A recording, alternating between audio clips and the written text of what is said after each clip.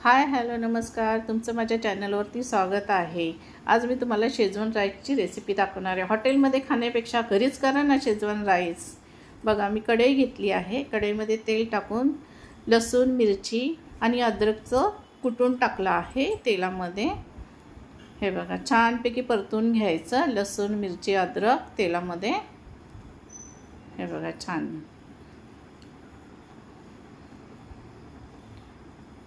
कढीपत्ता टाकला मस्त। आता मी भाज्या टाकून घेतल्या। शिमला मिरची टाकली, कोबी टाकला, गाजर टाकला, वाटाणे टाकले। तुम्ही तुमच्या इच्छेनुसार कोणत्याही भाज्या घेऊ शकता। हे बघा, आणि थोडे वाटाणे अजून जास्त टाकले। छानपैकी तेलात परतून घ्यायचं आणि तेलही थोडं टाकायचं, कारण शेजवान चटणी टाकणार आहे, त्याला स्वतःचं तेल असतं। आता वरून कोबी टाकला आहे उभा कापून। बघा, आता मी भात टाकत आहे भाज्या थोड्या नरम झाल्यावर।